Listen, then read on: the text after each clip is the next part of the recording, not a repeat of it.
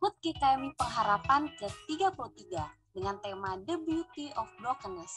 Panitia mengajak setiap jemaat untuk kembali melihat dan merasakan cinta kasih Tuhan di tengah banyaknya masalah dan tantangan yang ada melalui gerakan 33 Days of Blessing. Mari mengingat dan bersyukur atas berkat Tuhan bagi kita setiap harinya. Apa yang bisa kita lakukan untuk bisa mengingat dan terus bersyukur? Mari tuliskan ucapan syukur kita pada Tuhan. Lalu, gulung kertasnya dan masukkan ke dalam botol ukuran 600 ml.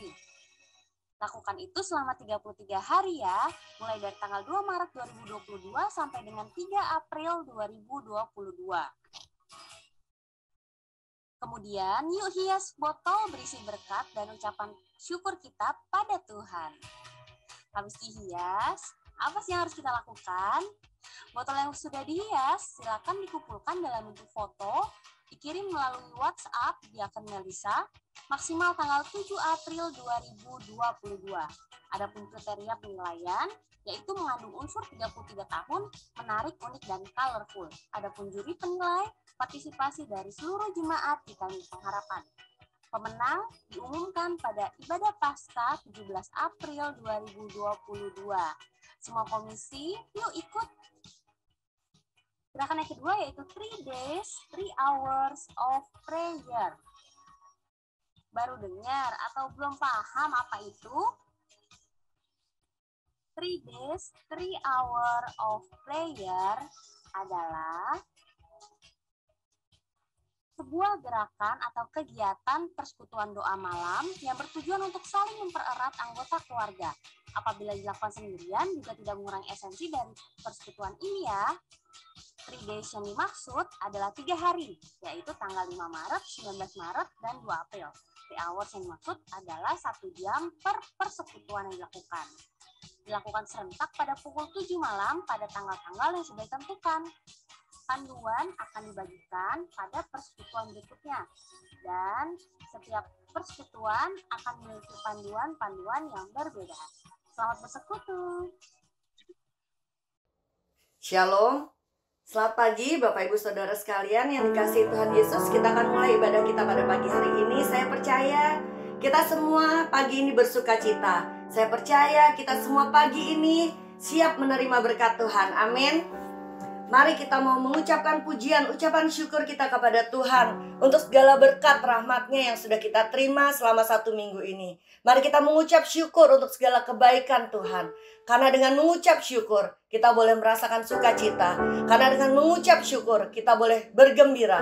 Dengan mengucap syukur, hati kita boleh penuh dengan kekuatan yang baru yang Tuhan selalu sediakan buat kita setiap pagi. Mari kita katakan, Tuhan, aku ada pagi ini cuma karena anugerah-Mu. Tuhan, aku ada hari ini cuma karena kasih setia-Mu. Mari kita angkat pujian, I am here because of your grace.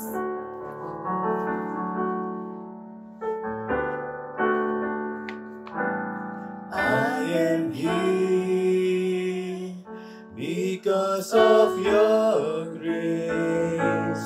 I am here Because of your love. because of your love, Lord Jesus.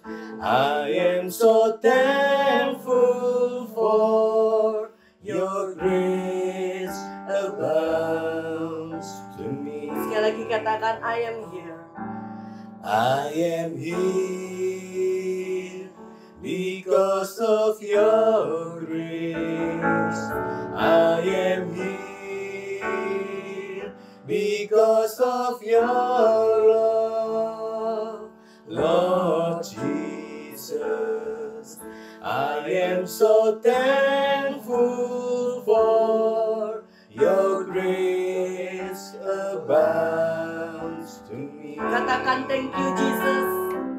Thank you, Jesus. Jesus. Thank you Jesus. Jesus.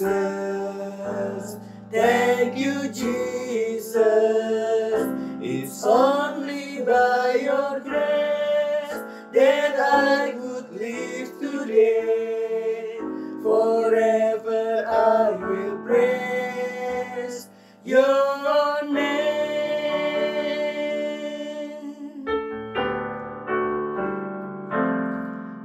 Ada sebab anugerahmu, ku ada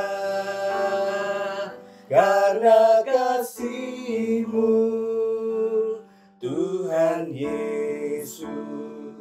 Ku berterima kasih buat kasih rahmat-Mu. Thank you, terima kasih. Terima kasih, Terima kasih Tuhan. Yesus, Yesus. Terima kasih, hanya anugerah-Mu buat hidupku sekarang. Ku kan memuji-Mu selamanya. Terima kasih, terima kasih, Terima kasih. Yesus. Terima kasih Tuhan. Yesus, terima kasih, hanya anugerah-Mu buat hidupku sekarang. Ku kan memuji-Mu selamanya. Ku kan memuji-Mu, ku kan memuji-Mu selamanya. Foto kepada Bapak Edi.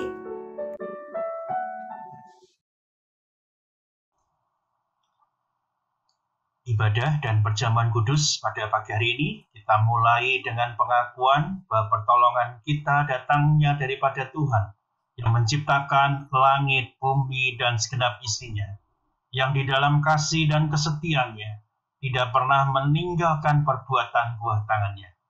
Turunlah atas saudara sekalian anugerah dan sejahtera dari Allah Bapa, Putra, dan Roh Kudus. Amin. Kita pujikan Gloria Patri atau mulia bagi Bapa. Mulia bagi Bapa, bagi Anak serta Roh Kudus. Dari permulaannya, sekarang dan akan jadi selama-lamanya.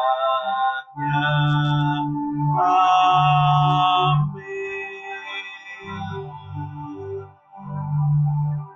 Nas pengantar pada pagi hari ini diambil dari surat 1 Korintus yang pertama, pasal 3 ayat 6-7. Aku menanam, Apolos menyiram, tetapi Allah yang memberi pertumbuhan. Karena itu yang penting bukanlah yang menanam atau menyiram, melainkan Allah yang memberi pertumbuhan. Amin, amin, amin.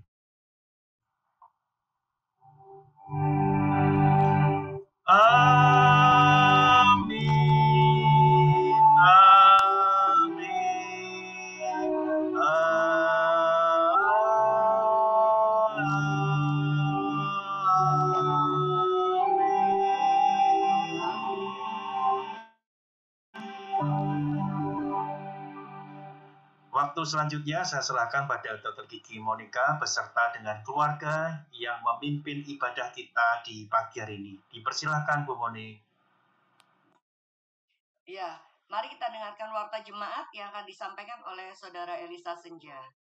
Saya persilahkan. Shalom Bapak Ibu Jemaat GKMI Pengharapan. Saya akan membacakan warta jemaat hari Minggu 6 Maret 2022. Kami segenap majelis Jemaat GKMI Pengharapan mengucapkan happy birthday untuk Ibu Sudarmi pada 8 Maret 2022, Ibu Bikem Krisyati, dan Bapak Peter Ernest Sukamto pada 10 Maret 2022, serta Saudara Matthew pada 11 Maret 2022 dan Ibu Nini Herlani pada 12 Maret 2022. Tuhan Yesus memberkati.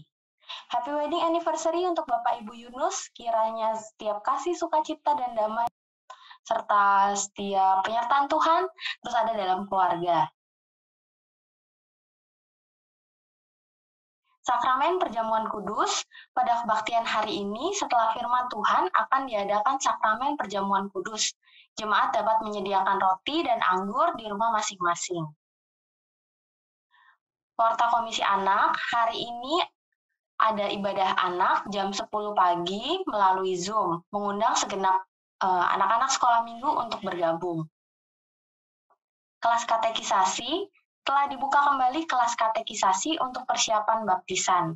Bagi jemaat yang ingin mengikuti kelas katekisasi dapat mendaftar melalui Sekretariat GKMI Pengharapan.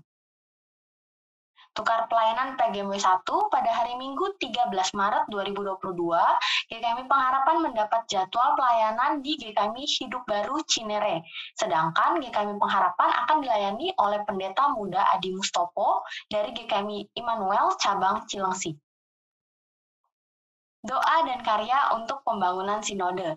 GKMI Pengharapan akan kembali berpartisipasi mendukung pembangunan kantor sinode dalam bentuk doa, memberikan makan siang bagi pekerja pembangunan, dan perkunjungan yang akan dilakukan pada tanggal 14 sampai 20 Maret 2022. Dan yang dibutuhkan sekitar 12.500.000 dengan perincian sebagai berikut.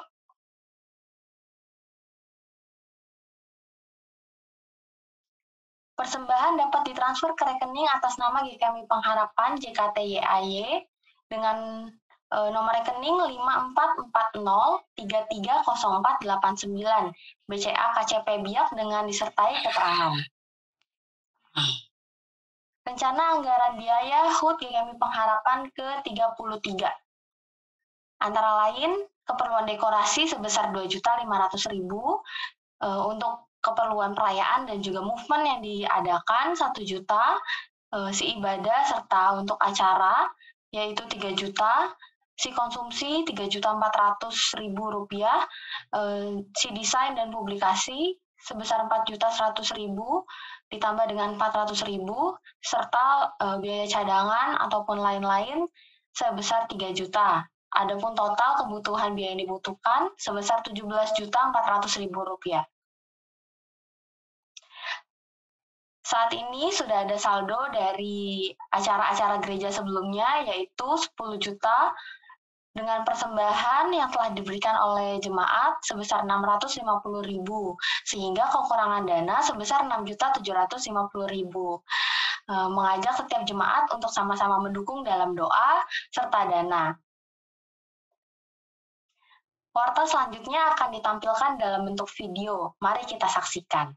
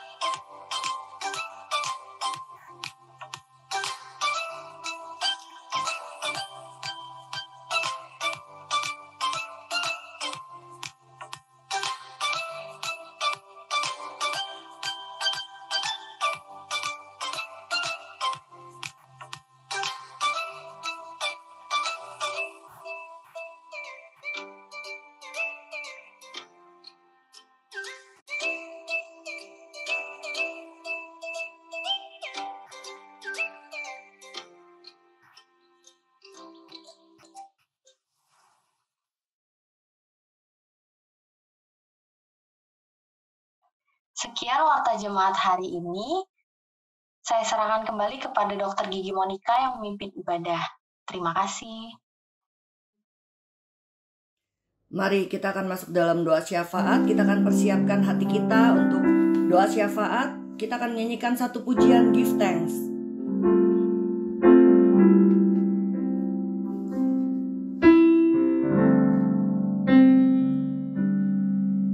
Give thanks with a grateful heart. Give thanks to the Holy One. Give thanks because He's given Jesus Christ, His Son. Give thanks with a grateful heart. Give thanks to the Holy One. Give thanks because He's given Jesus Christ, His Son. And now let the weak say, I am strong. Let the poor say, I am rich, because of what the Lord has done for us. And now let the weak say, I am strong. Let the poor say, I am rich, because of what the Lord has done for us. Give thanks.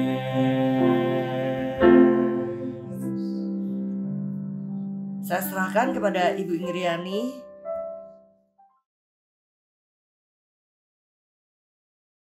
Selamat pagi, kami sungguh bersyukur pagi hari ini bisa beribadah walaupun secara online. Tuhan sudah memberikan sarana sehingga ibadah kami boleh berjalan dengan lancar. Kami berdoa Tuhan supaya ibadah ini bisa berjalan dengan pimpinan-Mu saja.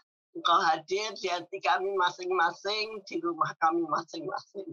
Kami bersyukur untuk pelayanan Pendeta Edi pagi ini, agar Tuhan memberkati firman yang disampaikan, menjadi berkat buat kami semua, juga untuk acara perjamuan kudus, kita bisa mengikutinya, menjadi berkat buat hidup kami, untuk mengucap syukur untuk pengorbanan-Mu di kayu salib. Terima kasih Tuhan Yesus. Pagi ini kami berdoa untuk persembahan jemaat-jemaat yang sudah disiapkan, kiranya Tuhan memberkati sehingga persembahan kami boleh dipakai untuk sarana keperluan gereja kami. Tuhan berkati majelis yang mengelolanya, semuanya berjalan dengan cukup. Terima kasih Tuhan. Pagi ini kami ingin menyampaikan ucapan syukur untuk kesembuhan saudara-saudara kami yang sudah Tuhan pulihkan dari sakitnya. Kami bersyukur untuk Ibu Sian, untuk adiknya, untuk Mbak, juga untuk Kakak dan Jos, untuk Maria Yuli dan Bapak Effendi. Kiranya Tuhan juga akan terus memberikan kesehatan yang sempurna, sehingga mereka boleh beraktivitas seperti biasa. Kami juga mengucap syukur untuk operasi yang sudah dijalani oleh maminya Yonatan, Ibu Endang. Semuanya boleh berjalan lancar, semua karena pimpinan-Mu Tuhan. Kami juga berdoa untuk pemulihannya. Kami berdoa untuk kestabilan kesehatan jemaat-jemaat kami, untuk Ibu Suraji, kiranya Tuhan terus memberi kekuatan di dalam menjalani hari tuanya. Kami bersyukur sampai saat ini Ibu Suraji masih bersekutu bersama kami.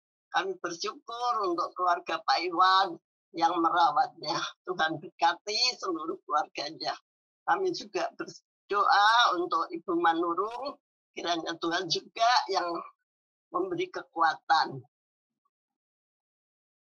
Kami berdoa untuk Bapak dari Ibu Retno yang sedang sakit di Solo. Biarlah melalui perawatan kasih dari Retno, Pak Sukesno bisa mengerti kasih Kristus di dalam hidupnya dan boleh menerima keselamatan di dalam Tuhan. Kami juga berdoa untuk Pak Hadi Sudarto, kiranya Tuhan terus menjaga kestabilan tubuhnya. Kami berdoa untuk pemulihan kesehatan Ibu Eni dan juga Ibu Ati yang kena virus spasi. Biarlah Tuhan yang menolong memulihkan sehingga mereka boleh melayani dan beraktivitas seperti biasa. Kami berdoa untuk saudara-saudara yang sedang sakit, untuk Bapak Triyono, untuk Bapak Handoko, agar Tuhan memberikan kekuatan, juga untuk Christian, untuk Angel, untuk anak Yosua, juga untuk Leonel. Kiranya Tuhan yang sudah memulihkan Leonel akan menyempurnakan pemulihannya. Terima kasih Tuhan. Kami berdoa untuk saudara-saudara dan rekan-rekan dari kami yang terkena dampak COVID. Kiranya Tuhan juga menolong dan memulihkan mereka. Kami berdoa Tuhan untuk renovasi gereja kami GKMI Pengharapan. Kiranya Tuhan saja yang mencukupkan setiap kekurangannya dan Tuhan memberkati semua yang mengambil bagian di dalam renovasi ini. Tuhan memberkati. Kami juga berdoa Tuhan untuk gereja Lampung Sidoarjo. Kiranya Tuhan memberkati persiapan pendewasaannya pada tanggal 29 Maret mendatang. Berkati untuk Pendeta Yusak. Juga kami bersyukur Pendeta Yusak boleh membantu pelayanan Bapak Sutris di Gunung Bunder. Kami juga berdoa untuk persiapan Kalimalang yang mempersiapkan untuk menjadi dewasa. Berkati pelayanan Pak David Sarju. Kami bersyukur untuk kemajuan jemaat di Kalimalang. Semua hanya untuk kemuliaan-Mu Tuhan. Kami berdoa untuk bangsa dan negara kami.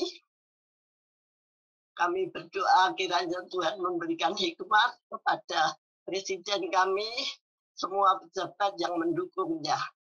Agar semua boleh berjalan dengan pimpinan-Mu, Tuhan yang memberikan hikmat, dan kami juga berdoa kiranya rakyat juga boleh taat dan melakukan prokes yang sudah ditentukan pemerintah, sehingga boleh menurunkan virus yang sedang merajalela. Tuhan Yesus, kami juga ingat untuk pembangunan kantor sinode kami.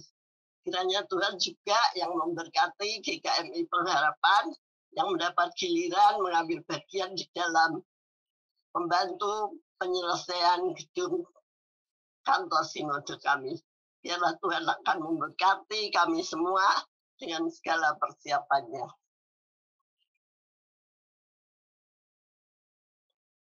Tuhan Yesus, kami berdoa untuk perdamaian di masyarakat kami, untuk masyarakat supaya tidak ada ujaran-ujaran kebencian di antara umat-Mu, dan banyak masyarakat di antara kami boleh saling bertoleransi sehingga ada kerukunan beragama dan menjadikan damai sejahtera di negara kami.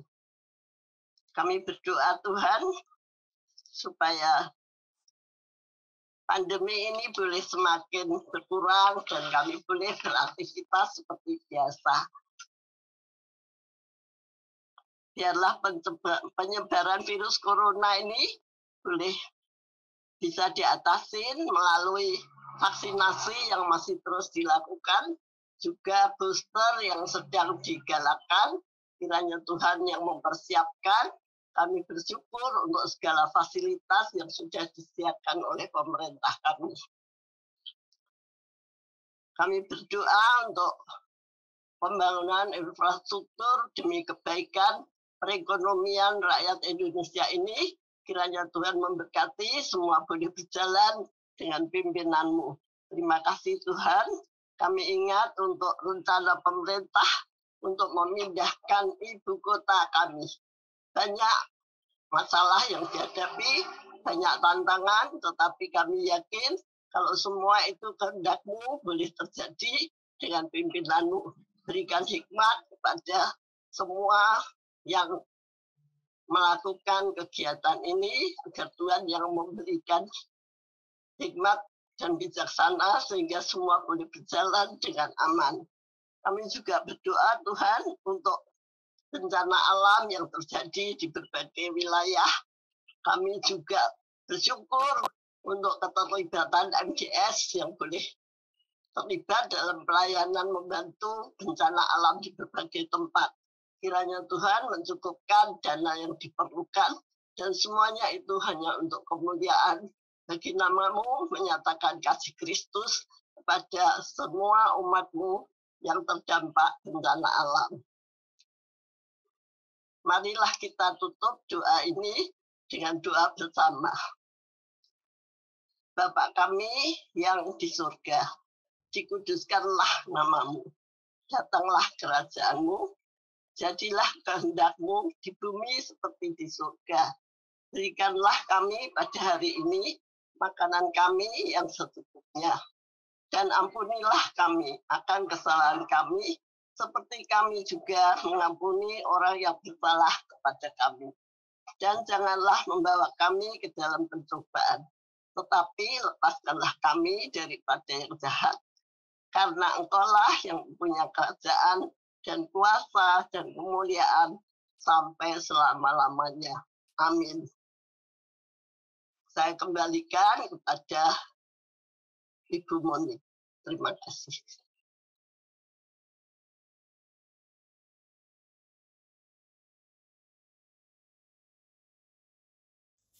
Ya, Bapak Ibu, ada seorang seniman yang dia tuh sedang membuat patung perunggu gitu ya. Nah, ketika dia membuat patung perunggu ini, dia mengerjakannya dengan sepenuh hati. Kemudian dia juga memahat gitu ya, dia membentuk sampai menjadi patung yang dia inginkan. Kemudian setelah patung perunggu itu jadi, dia setiap hari selalu mengamati gitu ya.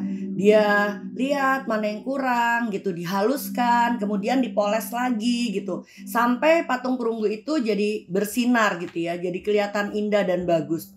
Kemudian setiap hari dia selalu mengamati patung perunggu itu gitu. Dia lihat-lihat terus apa yang kurang, sampai teman-temannya itu kalau datang ke rumahnya itu heran gitu loh, ke sanggarnya gitu ya. Temennya bilang, sampai kapan kamu akan poles itu terus gitu, kamu amat-amatin terus, kayaknya setiap datang nggak pernah selesai-selesai deh, itu dipegang terus, padahal udah kelihatan bagus, kata temennya. Seniman itu bilang, saya tidak akan pernah berhenti sampai ada orang yang mengambil patung itu dari saya. Nah, begitu pula dengan kehidupan kita. Dalam kehidupan ini kita memang sudah ditebus Tuhan, kita memang sudah diselamatkan Tuhan, tapi kita harus terus setiap hari menilik kehidupan kita. Setiap hari kita harus memoles kehidupan kita, supaya benar-benar kehidupan kita boleh menjadi hidup yang bersinar buat Tuhan. Hidup kita setiap hari boleh menjadi hidup yang sungguh-sungguh memuliakan nama Tuhan. Karena hidup kita itu adalah suatu proses yang harus kita selesaikan, supaya ketika nanti Tuhan datang menjemput kita, ataupun ketika pulang nanti, kita boleh didapati Tuhan dalam keadaan yang tidak bercacat dan tidak bercela. Firman Tuhan pagi ini adalah tentang pertumbuhan rohani. Mari kita mau persiapkan hati kita, mari kita mau bawa hati kita untuk terus dekat dengan Tuhan. Kita katakan, Tuhan ubah hatiku seputih salju, karena aku ingin Tuhan terus memuliakan nama Tuhan. Kemudian saya serahkan kepada Bapak Thomas.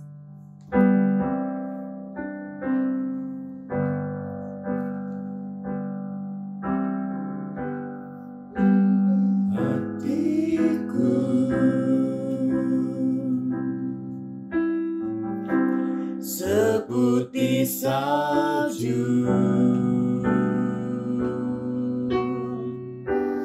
ubah hatiku, ubah hatiku seperti dirimu.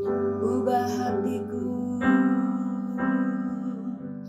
ubah hatiku, ubah hatiku seputih salju, seputih salju. Ubah hatiku, ubah hatiku seperti dirimu. Engkau penjunanku tanah liat, Engkau penjunanku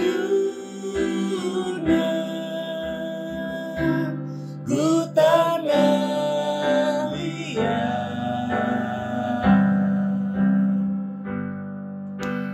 bentuk jadikan ini doaku. Ubah hatiku, ubah hatiku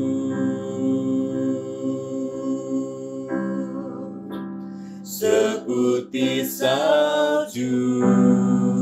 Ubah hatiku, ubah hatiku, ubah hatiku seperti dirimu.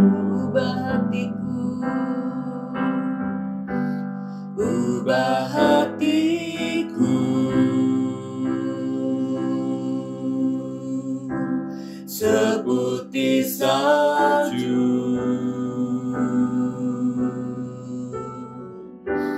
Ubah hatiku seperti dirimu. seperti dirimu. Saya serahkan kepada Bapak Thomas. Baik, Bapak Ibu yang kami kasih dalam Tuhan Yesus Kristus, sebelum kita memasuki renungan yang pagi ini akan dibawakan oleh Bapak Pendeta Edi SS, kita akan membaca firman Tuhan yang terambil dari Efesus 4 ayat 15 dan 16.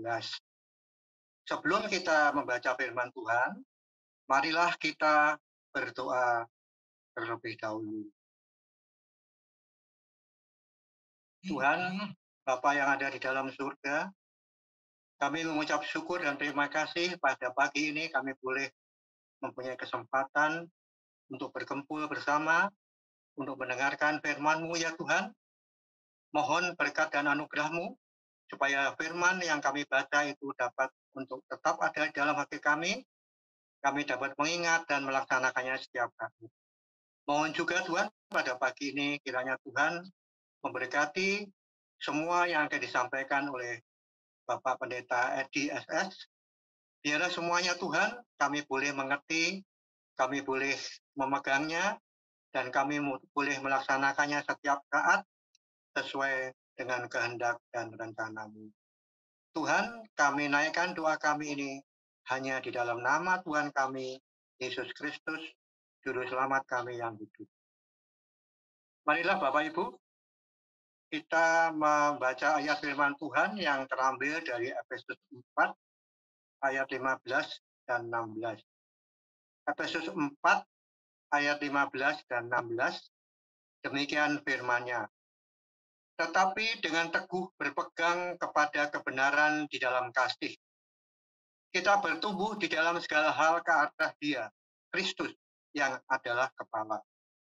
Daripadanya lah seluruh tubuh yang rapi tersusun dan diikat menjadi satu oleh pelayanan semua bagiannya, sesuai dengan kadar pekerjaan tiap-tiap anggota, menerima pertumbuhannya dan membangun dirinya di dalam kasih. Demikianlah ayat firman Tuhan yang akan kita renungkan pada pagi ini.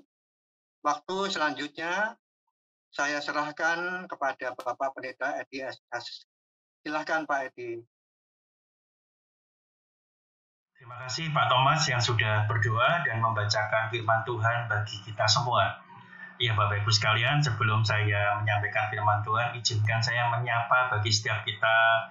Selamat pagi semuanya, selamat beribadah. Saya tidak sebutkan satu-satu, tapi beberapa. Tadi saya lihat ada Justin, ada Pak Jeffrey, ada Johnny, yang gabung bersama dengan ibadah pada saat ini ya. Jadi untuk semuanya, juga untuk Lionel dan untuk Karin yang sedang menyendiri, kiranya lekas pulih gitu ya. Oke, dan semua Bapak Ibu, ada Pak Wiri juga, ya ada Yanti, ada Dharma, ya saya menyebut semua, enggak semua, tapi artinya salam saya terima semua begitu ya, sekalian ya. Nah hari ini kita berbicara sesuatu yang sangat penting di dalam kehidupan bergereja kita, yaitu pertumbuhan rohani. Nah Bapak Ibu sekalian dikasih Tuhan, kalau kita berbicara tentang pertumbuhan rohani, inilah satu hal yang penting bagi umat, bagi keluarga, bagi gereja, ketika dia percaya kepada Tuhan dan menjalani kehidupan sehari-hari. Tumbuhan ini adalah diharapkan jadi keniscayaan atau kepastian bagi seluruh keluarga dan pribadi. Ya, kepinginnya semua itu bisa bertumbuh di dalam pertumbuhan yang sesuai dengan apa yang diharapkan. Nah inilah sesungguhnya, jadi ketika kita beriman kepada Tuhan, bergereja, itu ya ada pertumbuhan. Nah itulah yang diinginkan. Maka kita kadang kita terjebak, berapa sih kita bertumbuh, bertambah besar. Nah ini termasuk juga pada satu teman saya ketika itu dia bergereja sama satu gereja dengan saya. Dan pada satu ketika dia pergi ke gereja lain dan kemudian ketemu lagi dengan saya, kemudian langsung dihakimi gitu ya. Wah, gereja kita tuh tidak bertumbuh. Di gereja tempat lain saya bertumbuh gitu. Waduh, ya nyesek gitu ya. Tapi ya oke, saya dengarkan. Pertanyaan kan berikutnya, kamu bertumbuh dalam apa? Ya suasana ibadahnya tuh kalau tempat kita tuh tenang-tenang saja. Di gereja ini ketika saya datang, wah sorak-sorai semua, bisa menghayati lagunya, saya sampai nangis-nangis. Ketika firman diberitakan juga ada satu respon yang kuat. Oh ya, jadi cara mengukur dari pertumbuhan rohani menurut teman saya adalah menurut ukuran dia. Ya, dari apa yang dia dapat di gereja dari suasana ibadah. Tapi apakah sungguhnya pertumbuhan rohani itu seperti itu? Saya sudah membaca beberapa buku, bahkan pertumbuhan rohani itu istilahnya macam-macam. Pertumbuhan kasih karunia, tetapi kemudian ya terjadi perdebatan di sana. Kok kenapa aspeknya cuma satu? Harusnya lebih besar. Makanya pertumbuhan rohani itu jauh lebih tepat pada kasih karunia atau beberapa bagian yang lain. Nah, ketika mendefinisikan pertumbuhan itu sendiri, ternyata juga ada kesulitan Bapak Ibu sekalian. Sesungguhnya itu pertumbuhan yang seperti apa? Bingung juga. Jadi kita mengukur sesuatu yang sulit untuk diukur, tetapi sebetulnya bisa juga diukur. Dan nanti kita akan sama-sama melihat gitu ya. Tapi yang pasti bahwasannya para ahli-ahli kekristenan, Alkitab juga sulit untuk mendefinisikan tentang pertumbuhan rohani ini. Nah, kalau begitu apa gunanya kita belajar pertumbuhan rohani? Nah, inilah yang penting di dalam kehidupan kita, bahwasanya kalau kita membaca kitab surat Efesus bahwa kita itu diberikan kasih karunia. Setiap kita kasih karunia pada Tuhan, namanya kasih karunia ya gratis. Kita diberikan talenta bermacam-macam supaya kita tumbuh. Dan respon dari kasih karunia itu adalah iman. Dan yang menarik adalah ketika kita berbicara pertumbuhan rohani, tadi di awal saya membacakan ayat pengantarnya dari 1 Korintus 3. Itu berbicara tentang perselisihan. Sehingga dimunculkanlah kalimat itu, pertumbuhan itu ya datangnya daripada Tuhan. Kan kita susah. Jadi buat apa, kasarnya buat apa kita mengukur pertumbuhan ini dari Apolos, dari Paulus, ya segala macam gitu kan. Oh seperti apa? Tapi Paulus mengatakan, ya pertumbuhan itu daripada Tuhan. Dan yang kedua, kalau kita lihat dalam surat Efesus, ini juga berbicara tentang karunia yang berbeda-beda. Jadi disitulah letaknya ketika kita berbicara tentang pertumbuhan rohani. Waduh, yang satu ada perselisihan karena berbeda. Kalau Efesus bukan tentang perselisihannya, tetapi karunia yang berbeda-beda. Nah, sekali lagi, respon kita sebagai orang-orang percaya di dalam kasih karunia itu adalah iman. Bagaimana kita menjalani kehidupan beriman kita, itu adalah hal yang paling penting di dalam kehidupan kita, sehingga karenanya kita akan mengerti bagaimana pertumbuhan kerohanian kita masing-masing ataupun secara komunitas. Nah, Bapak Ibu sekalian, bahasa Yunani itu unik gitu ya. Bahasa Yunani itu unik. Kalau kita lihat di dalam bahasa Indonesia itu ada 6 ayat. Ayat 11 sampai 16 Efesus pasal 4. Di dalam bahasa Yunani hanya 1 ayat saja, ayat 11 sampai 16. Jadi begitu panjangnya, itu hanya 1 ayat aja. Unik memang bahasa Yunani. Kalau di dalam bahasa Indonesia kita mengenal anak kalimat gitu ya. Nah, karena ini kita kenal jadinya nih anak dari anak kalimat, anaknya dari anaknya anak kalimat. Ya, kira-kira seperti itu. Makanya bisa panjang sekali bahasa Yunani itu. Nah, kalau saya bisa meringkas, itu ayat 11 dimulai, inilah induk kalimatnya, yaitu Yesus memberikan kepada jemaat itu rasul-rasul, nabi, pemberita, dan segala macam. Itu induk kalimatnya. Kemudian tujuannya di ayat 13, supaya jemaat mengalami pertumbuhan di dalam iman, terus pengetahuan, terus kedewasaan, dan juga kepenuhan. Dan bagaimana mencapai tujuan itu di dalam induk kalimat yang saya berikan ada di ayat 15, sekaligus juga 16. Jadi ayat 15 dan 16. Nah, ini kita akan belajar sedikit gitu ya tentang bagaimana mencapai daripada tujuan itu, yaitu menjaga keseimbangan kasih dan kebenaran. Nah, Bapak Ibu sekalian, menarik sekali kalau kita perhatikan menjaga keseimbangan kasih dan kebenaran. Saya akan tidak bisa melanjutkan penjelasan ini sebelum saya menjelaskan bagian yang penting ini. Nah, Bapak Ibu kalau belajar Alkitab ada satu buku yang menarik saya rekomendasikan. Ini kalau kelihatan di sini, oh enggak terlalu kelihatan. Oke, oh enggak terlalu kelihatan. Ya, tidak terlalu. Nah, kalau gini malah tadi kelihatan sedikit. Nah, ini ada kelihatan ya. Nah, ini buku terbitan dari LAI. Ini bahasa Indonesia semua, Pedoman Penafsiran Alkitab. Saya menyingkatnya dengan PPA. Bapak Ibu bisa buku beli ini berseri dari Matius sampai Wahyu, sepertinya sudah ada semua. Dan saya hanya beberapa yang belum punya karena pada waktu itu belum terbit gitu ya.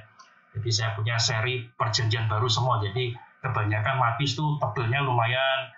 Markus saya belum punya, kemudian Lukas tebel juga, Yohanes tebel juga, dan kemudian surat-surat yang lain dan juga. Dan di sini karena ini LAI, jadi dia menjelaskan kata-kata yang sangat menarik. Jadi kalau kita mau belajar tentang kata, kalimat, ya pakai aja buku ini. Ini rekomendasi yang paling mudah untuk kita bisa belajar dari bagi Bapak Ibu, saudara-saudari yang berminat tentang pendalaman kata. Nah, di situ saya mendapatkan hal yang luar biasa seperti tadi ya sudah di slide yang diperlihatkan ya. Tetapi ayat ke-15, tetapi dengan teguh berpegang kepada kebenaran kita membacanya kan panjang sekali gitu kan. Dan di dalam bahasa Yunani sebetulnya itu pendek, sangat pendek sekali. Saya tidak akan sebutkan bahasa Yunaninya, tetapi penafsiran kata itu bisa dalam berbagai hal. Silakan slide-nya dibuka lagi. Yang pertama, dengan mengatakan hal yang benar. Bisa dilanjutkan tentang Allah. Jadi beda sekali bukan? Tetapi dengan teguh berpegang kepada kebenaran. Justru kalimat itu bisa diganti dengan sangat mudah. Dengan mengatakan hal yang benar. Atau dilanjutkan tentang Allah. Sekali lagi ini saya dapatkan dari PPA tadi ya, Pedoman Penafsiran Alkitab. Atau yang lain, dengan tetap setia hidup dalam kebenaran. Beda ya. Kok bisa kalimatnya bisa beda? Nah, karena ini merujuk pada bahasa aslinya. Atau dengan tetap setia menyatakan atau melakukan kebenaran. Dan yang terakhir dengan menyampaikan kabar baik secara benar. Nah, Bapak Ibu sekalian, kalau kita perhatikan satu ayat yang di awal dari ayat 15 tadi, kita melihat bahwasanya ternyata penafsirnya begitu banyak. Oke lah, kita belum menyimpulkan sesuatu apapun tentang ayat ini, tapi nanti kita akan mendapat penjelasan.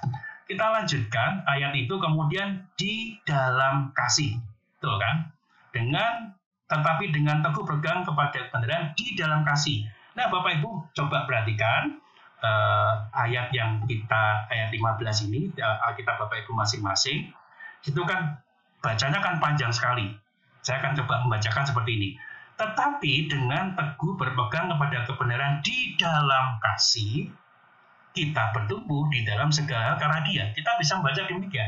Atau, tetapi dengan teguh berpegang kepada kebenaran, di dalam kasih kita bertumbuh di dalam segala ke arah Dia.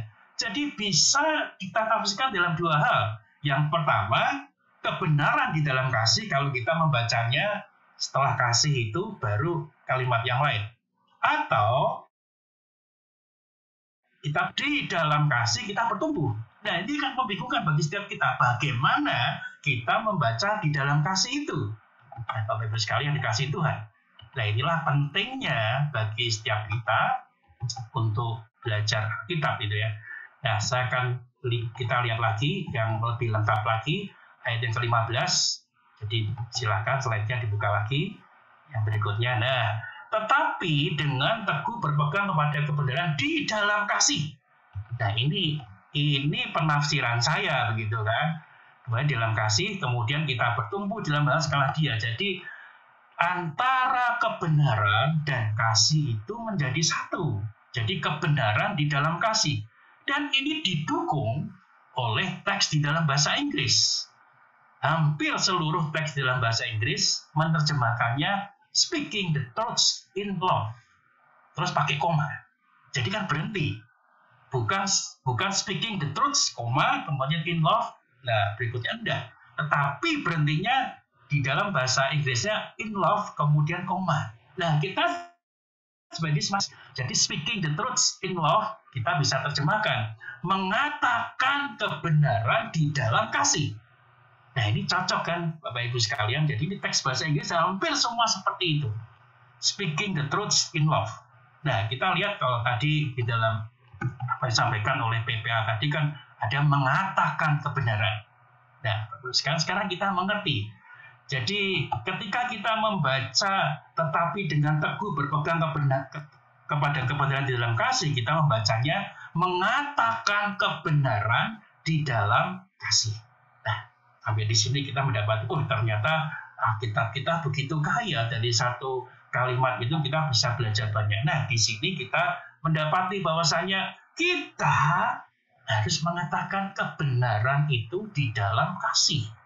Jadi ini adalah satu, kalau saya boleh mengatakan, ini adalah satu alat atau sarana. Dari buku-buku tafsir Alkitab juga mengatakan ini adalah satu alat atau sarana. Jadi kan bagaimana cara mencapainya gitu kan. Tujuan daripada bagaimana kita bertumbuh dalam iman. Jadi kita mengatakannya di dalam kasih. Mengatakan kebenaran itu di dalam kasih. Ini adalah satu sarana. Bapak Ibu sekalian, sekali lagi tidak mudah ketika kita berbicara mengatakan kebenaran di dalam kasih. Seringkali gereja-gereja itu justru ribut atau bertengkar, mengatakan ini gereja yang benar, saya gereja yang benar. Sementara gereja itu kehilangan kasih. Gak boleh. Harusnya lengkap. Jadi bagaimana gereja itu benar, juga mengatakan kebenarannya di dalam kasih. Orang sering menghakimi, oh gereja itu ajarannya nggak benar. Nah, ketika kita coba menghakimi seperti itu pun, artinya kita kehilangan kasih, bukan? Bahaya juga. Jadi bagaimana kita mengatakan kebenaran, kalau ajaran itu keliru, kita tetap juga mengatakannya kebenaran di dalam kasih, bukan menghakimi. Ada ajaran-ajaran yang keliru, yang salah, tapi sumbernya bukan dari pengetahuan kita.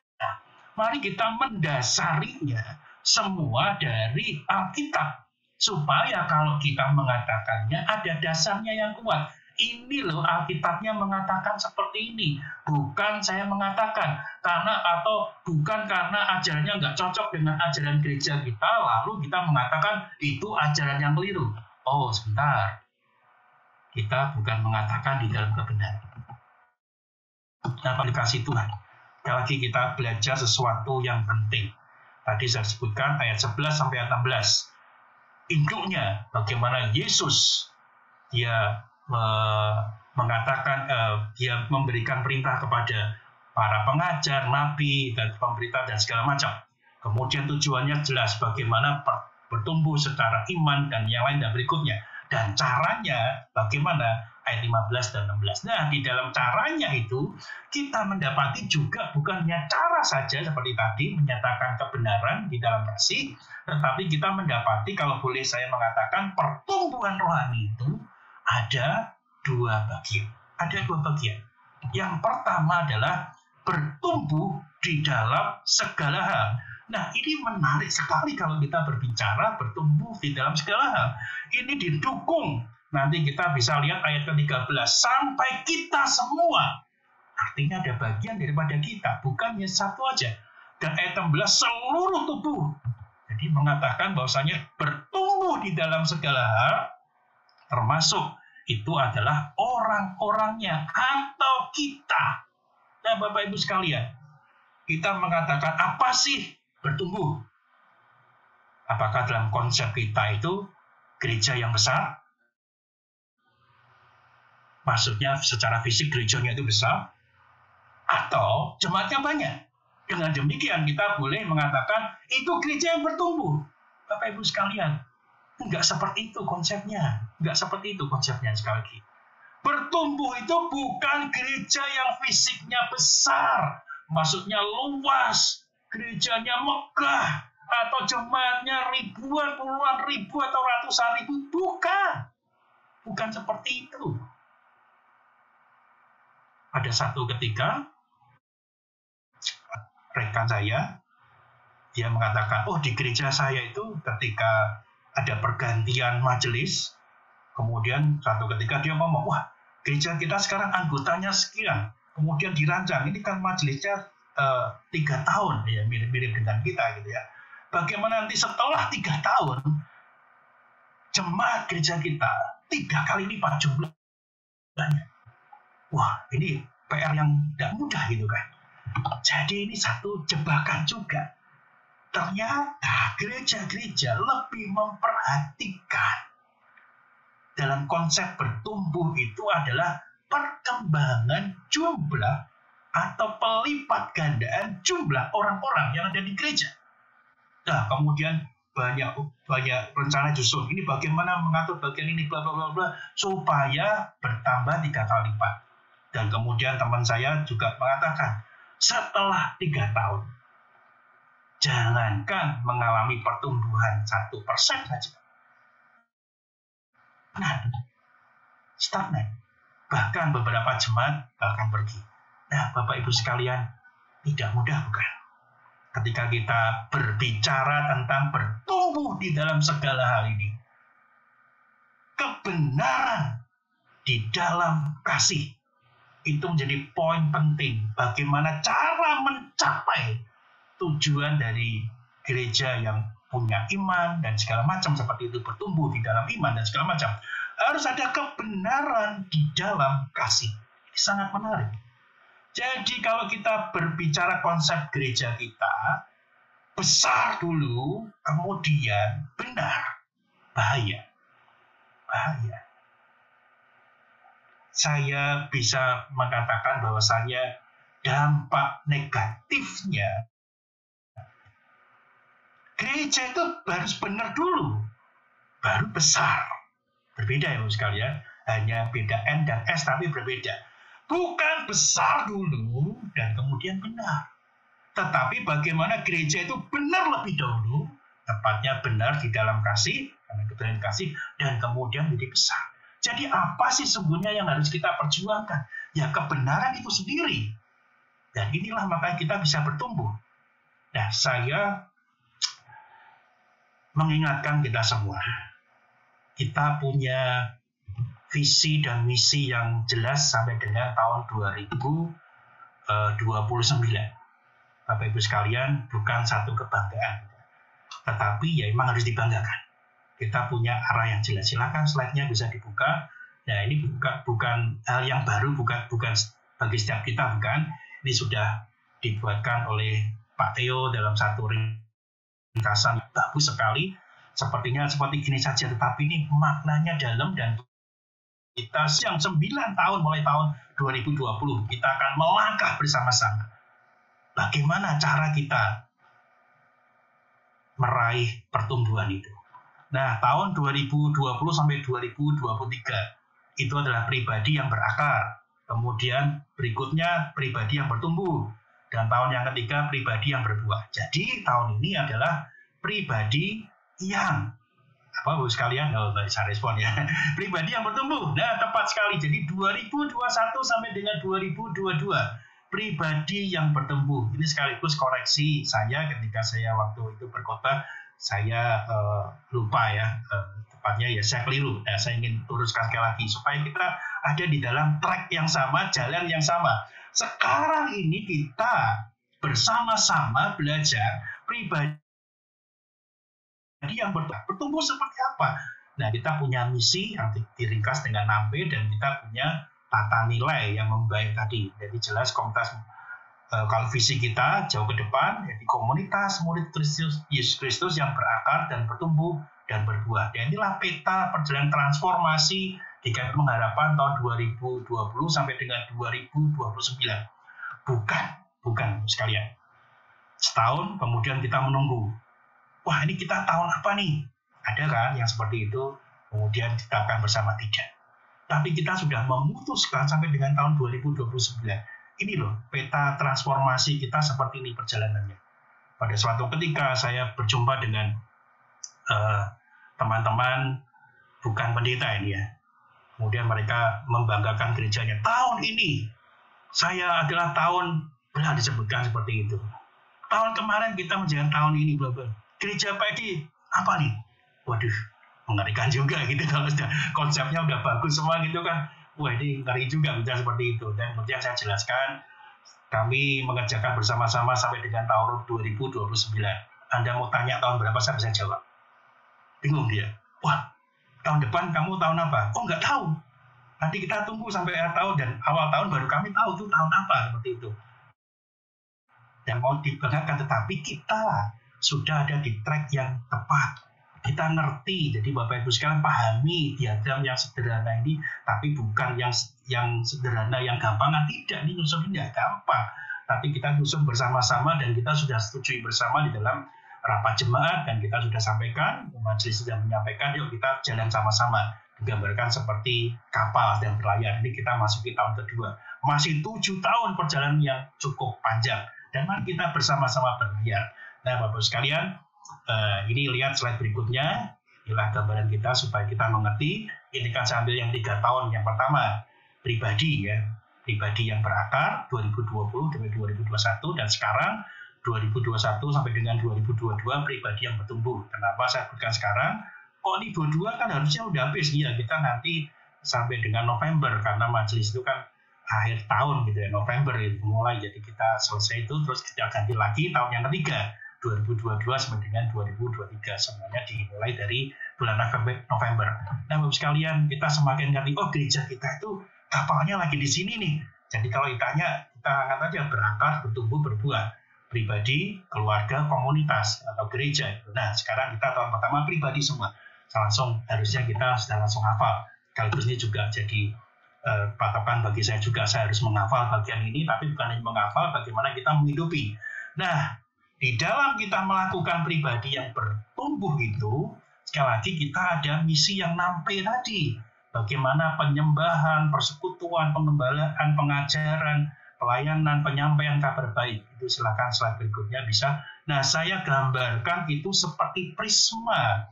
Ini bukan satu bagian yang terpisah-pisah. Bagaimana kita mencapai pribadi yang bertumbuh? Ya ada 6 bagian ini. Ada penyembahan, ada persekutuan, ada pengembalaan, pengajaran, pelayanan, dan penyampaian kabar baik. Ini menarik. Kenapa 6? Saya juga nggak tahu. Jadi waktu itu saya sudah datang, sudah ada nampe. Jadi saya tinggal menghidupi saja. Oh, bagaimana? Kalau kita lihat segi 6 ini kan bagus. Double daripada segitiga gitu kan. Nah, kalau kita gambar segi 6 itu mulai dari 6 titik itu cuma kita gambar segitiga dalam posisi yang sama sisi, kemudian kita balik 180 derajat, kemudian kita dapatkan sisi yang sama 6 sisi itu. Nah, Bapak sekalian, menarik ya. Jadi double segitiga. Kita akan senang dengan segitiga. Oh, Allah Bapa, Putra, dan Roh Kudus gitu kan. Kita biasanya seperti itu. Nah, Tritunggal itu kita nggak salah dan kita baik. Jadi kalau kita apa yang menjadi kekuatan kita, apa yang kita kejar untuk mencapai pribadi yang bertumbuh itu di tahun 2021-2022. Ada penyembahan, ada persekutuan. Dan kalau kita lihat, oh ini persekutuan, ini yang kita hidupi. Oh ini penyampaian kabar baik. Mungkin bahasa lainnya adalah bermisi. Ya kita lakukan bagian itu. Ada penggembalaan, pengajaran. Ya inilah kita hidupi. Tetapi kita ingat di dalam apa yang ada, bagaimana kita yang kita kejar itu, kita ada tata nilai yang lain.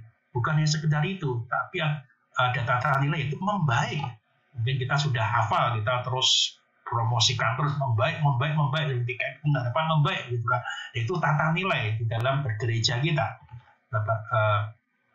Membaik, saya yakin Bapak Ibu yang mengikuti terus, sekarang mungkin sudah hafal, disebutkan apa itu membaik. Oh, langsung ya, mengutamakan Tuhan, empati, menyenangkan, belajar, aktif, inspiratif, kreatif. Dan itulah tata nilai yang kita hidupi.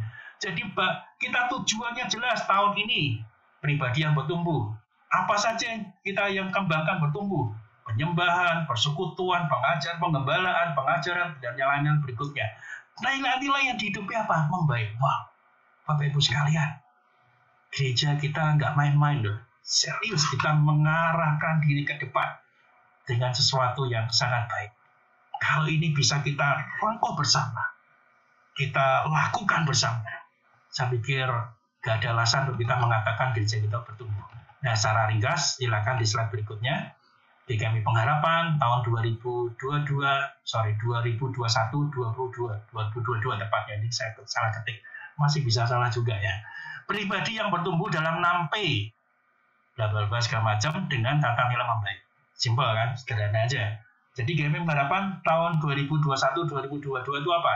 Pribadi yang bertumbuh dalam 6P dengan tata nilai membaik. Simpel aja. Dan kita kalau bisa menjawab ini semua, kita mengerti ini semua, kita di dalam satu kapal yang sama, di dalam nakoda yang sama, kita mengerjakan bagian-bagian yang sama, dan gereja kita nanti akhir tahun 2022, apakah kita sudah bertumbuh secara pribadi? Nah, gereja kita bukan hanya ngomong kosong, Bapak sekalian. Di dalam 6P itu, kita mengerjakan sekali lagi 6P itu kan bagian-bagian yang bisa kita nilai kita juga, gitu. Apa yang kita upayakan. Tentu tata nilainya sudah ada gitu. Nah, kita punya PWJ, gitu kan? Slide-nya silakan. Pak Anton ada di garis depan, gitu kan? Kita punya persekutuan doa pagi. Doa pagi ini nggak pernah absen, Bapak sekalian. Tiap minggu mau hari libur, mau hari besar, mau hari apa, tetap aja luar biasa. Sejak saya masuk di GKMI Pengharapan sampai sekarang tidak pernah persekutuan doa pagi itu absen satu kali pun. Itu luar biasa. Dan kita punya, bukan hanya bagaimana kita bersekutu, bagaimana kita mengembangkan diri. PWJ itu juga bisa dikatakan kita mengembalakan di dalam arah yang sama kita kerjakan. Kemudian kita punya juga gema dan pedati. Gema itu membaca Alkitab. Bagi kami Pengharapan Injil membaca Alkitab. Kita juga punya pedati, ya, gimana kita berdoa bersama, gitu ya. Nah, Bapak Ibu, saudara-saudari sekalian, gema dan pedati tidak pernah berhenti untuk membuka ruang bagi kita untuk kita menjadi anggota di sana dan kita bisa membaca bersama-sama dan kemudian kita laporkan dan bacaan kitab kita dalam gema. Nah, kenapa doa kita bisa begitu kuat? Ya karena kita ada grup juga pedati, gitu kan. Kita bersama-sama ada pokok doa apa masuk di sana, ada pokok doa apa masuk di sana, dan itu luar biasa. Dan kita sudah membukukan gema dan pedati karena sejak saya masuk, kemudian kita mulai dari Keluaran pasal 1 dan sampai sekarang kita baca, sekarang Sakaria pasal 10, itu tiap hari kita baca bersama-sama dilaporkan dan kita sudah bukukan. Yang pertama itu yang pakai warna dasar putih, yang kedua warna dasar biru. Kita ada 2 kali, kita punya 2 buku. Dan ini dikoordinir oleh bagian kesaksian. Nah, kita akan memberitakan kabar baik. Bukan hanya kita nikmati saja, tetapi di situ ada interaksi dan kita bisa bagikan kepada orang lain juga. Persekutuan. Ini kita punya komisi anak, komisi perempuan, komisi youth. Dan sekarang kita lengkap Bapak-Ibu sekalian. Komisi Bapak, ada komisi remaja atau teens, dan kemudian komisi pasutri. Kita punya semua bergerak. Ketika Bapak Ibu bisa lihat itu gambar yang di tengah, itu yang diciptakan oleh media. Ketika menciptakan bagian ini, logo ini, nanti harusnya sering banyak keluar juga. Ini logo komisi-komisi ada di Pengharapan. Jadi kita lihat tuh anak yang miring ke kiri itu ada, komisi perempuan warna merah itu ada, gitu kan. Nah, jadi satu lengkap aja ketika kita lihat itu, oh inilah komisi-komisi ada di Pengharapan. Ketika menciptakan logo ini, itu belum ada komisi remaja. Pasutri juga antara ya dan tidak, gitu. Meskipun sebetulnya realitasnya ada, tapi belum bentuk secara khusus, gitu kan. Komisi Bapak juga pada waktu itu saya lupa apakah sudah ada atau belum, tapi komisi Bapak mulai ini sudah tahun kedua ya, nggak salah ya. Nah, bagus juga. Jadi ini menjadi satu harapan. Komisi-komisi itu lengkap dan kita bersyukur itu lengkap. Luar biasa loh sekalian. Luar biasa. Tadi di awal saya bukan PWJ itu belum ada logonya. Persoalan doa nggak ada logonya. Kenapa? Ya PWJ sudah mulai dibikinkan logonya supaya kita bukannya bicara PWJ saja, nanti kita nggak ngerti, tapi kita sudah bikinkan. Dan logonya persekutuan doa pagi, kenapa belum muncul? Menarik Bapak sekalian, karena ada satu bagian di mana ya kita semua bisa berdoa. Tetapi dari tim media melihat bahwasanya kita harus punya simbol yang kuat di dalam, bukannya logo aja, tapi punya simbol yang kuat di dalam persekutuan doa itu. Kalau Bapak Ibu ingat tanda ini, nah, tangan saya ini ya. Nah, ini kan 32 ulang tahun kita gitu kan. Itu tangannya siapa gitu. Jadi tangannya siapa Bapak Ibu bisa cari. Nah, kita sedang mencari logo itu dan kita belum dapat. Sudah ada usulannya. Dan kita mencari tokoh yang kuat supaya kita lihat, oh ya inilah orang yang memang passionnya di doa. Nanti kalau sudah jadi baru nanti tim media akan mengumumkan lagi gitu ya. Nah, Bapak sekalian, inilah yang ada di gereja kita. Bukan hal yang mudah.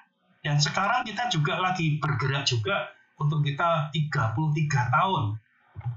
The Beauty of Brokenness ya. The Beauty of Brokenness. Itu dibuatkan logonya bagus dan punya ada kegerakan di sana. Nah, Bapak Ibu sekalian yang dikasih Tuhan. Apakah gereja kita tidak mengusahakan pertumbuhan? Kita tahu bukan? Kita semua mengupayakan pertumbuhan itu. Ini bukan yang kita banggakan, tetapi bisa juga kita banggakan, tetapi bukan untuk merendahkan yang lain. Gereja kita punya konsep yang jelas. bagaimana kita bersama-sama bertumbuh. Ingat bahwasanya bertumbuh di dalam segala hal bukan hanya tentang aspeknya saja, tetapi juga komunitas, karena ini menyangkut adalah orang-orang. Jadi kalau kita bertumbuh, itu ada, kita punya misi 6P itu tadi. Bukan hanya aspeknya saja, tetapi ada orang-orang di dalamnya. Nah, kalau berbicara tentang orang itu begitu sulitnya. Begitu sulit. Aspek kita bisa kejar, meskipun susah. Tapi begitu berbicara tentang orang atau komunitas itu begitu susahnya. Ingat tadi seperti ketika berbicara tentang pertumbuhan. 1 Korintus 3 berbicara tentang perselisihan. Itu teksnya perselisihan. Yang bagian kita adalah perbedaan daripada karunia yang dimiliki. Tidak gampang, kan? Maka Amsal 29 ayat Amsal 27-17 itu mengingatkan kita semua. Besi menajamkan besi. Orang menajamkan sesamanya. Kita ingat pertumbuhan itu bisa terjadi di dalam komunitas. Dan bisa saja kita bergesekan satu dengan lainnya. Tetapi bukan untuk kita berpisah. Tapi kita saling menajamkan. Jadi kalau kita ada gesekan, waduh, saya nggak suka, saya keluar. Bukan seperti itu. Tapi kita sedang berproses bersama-sama. Saling menajamkan. Dan kita bisa saling bertumbuh. Nah, itulah Bapak Ibu sekalian, bertumbuh di bagian yang pertama di dalam segala hal. Gereja kita mengerjakan secara serius. Nah, sekarang kita itu bagaimana? Jadi, harapan saya, harapan majelis yang sekarang, dan harapan kita semua tentunya. Kita semua itu bertumbuh di dalam segala hal. Kita tidak pernah menutup satu karunia di hadapan kita. Memang kalau kita punya karunia, ayo kita hargai, kita tempatkan pada tempatnya. Ketika kita menghakimi karunia yang lain, kita tidak mengatakan kebenaran itu di dalam kasih. Tapi kita fokus kepada kebenaran dan kita lupa bagian yang lain di dalam kasih. Dan mari kita menghargai. Semua di tempatnya. Kita sebagai komunitas kita bisa saja bergesekan. Tapi mari kita bersama-sama bertumbuh di dalam segala hal. Yang kedua dari pertumbuhan rohani ini adalah ke arah Dia, Kristus yang adalah kepala. Nah, ini kan ayat 15 dan 16 gitu ya. Nah, Bapak sekalian, jadi pertumbuhan rohani yang pertama bertumbuh di dalam segala arah Dia. Dan inilah yang Alkitab katakan di dalam surat Efesus itu. Apa sih bertumbuh ke arah Dia gitu ya? Ayat 13 seperti tujuan, nanti saya katakan ayat 11 sampai 16 itu satu ayat, tujuannya 13. Itu apa? Kesatuan iman, pengetahuan yang benar, kedewasaan penuh, tingkat pertumbuhan yang sesuai dengan kepenuhan Kristus. Kalau disingkat aja, kepenuhan Kristus.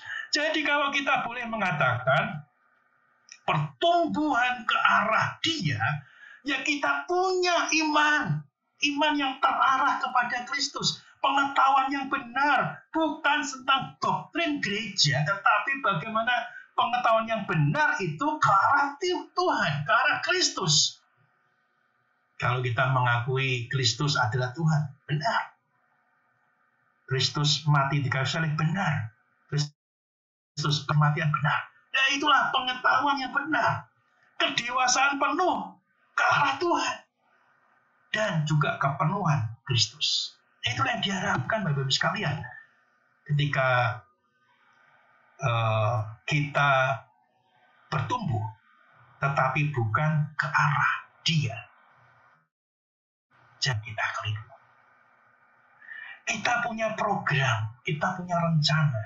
Tetapi ingat, bahwasanya seluruh visi, misi, dan juga untuk tata nilai kita arahkan kepada Kristus. Bukan kepada gereja, apalagi kepada pendetanya. Bukan sama sekali. Tapi mari kita mengarahkan itu semua kepada Kristus. Maka dengan demikian, kita bisa sama-sama bertumbuh. Pribadi yang bertumbuh. Dalam salah satu buku esensi Anabaptis yang ditulis oleh Paul Becker, Dia mengatakan bagian yang cukup penting dan sangat penting di dalam esensi, namanya esensi, bagian-bagian yang penting dalam tindakan Anabaptis ya. Alkitab ditafsirkan melalui Kristus. Luar biasa bukan? Jadi Alkitab tidak bisa ditafsirkan oleh bagian-bagian yang lain. Palmer Baker itu bukan orang Anabaptis, tetapi dia memperhatikan, dia mengamati, dan dia menulis buku esensi Anabaptis, bagian-bagian yang penting dalam Anabaptis. Dia bisa menulis Alkitab ditafsirkan melalui Kristus. Ini bukan meledek, tetapi adalah satu pengakuan bahwasanya orang-orang Anabaptis ini menafsir kitab melalui Kristus. Dan itu betul sekali. Maka kita menghidupi Matius pasal 5 sampai Matius pasal 7. Apa yang Yesus ajarkan di bukit itu. Khotbah di bukit. Menjadikan satu dasar bagi kita. Nah, Bapak Ibu sekalian dikasih Tuhan. Ketika studi Alkitab, atau Bapak Ibu yang mengambil studi-studi yang ada di STT, studi pendek seperti itu, ketika ada waktu, kalau kita belajar tentang bagaimana mengajar, bagaimana kita berkhotbah, itu ada satu bagian yang menarik. Yaitu kalau diringkas seperti ini, itu khotbah yang kristosentris. Maksudnya khotbah itu berpusat kepada Kristus. Nah ini cocok kan, bukan? Cocok kan dengan Palmer Baker, Alkitab ditafsirkan melalui Kristus.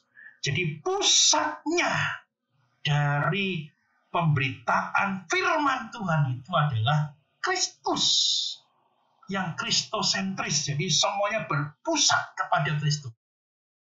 Sesuatu yang luar biasa.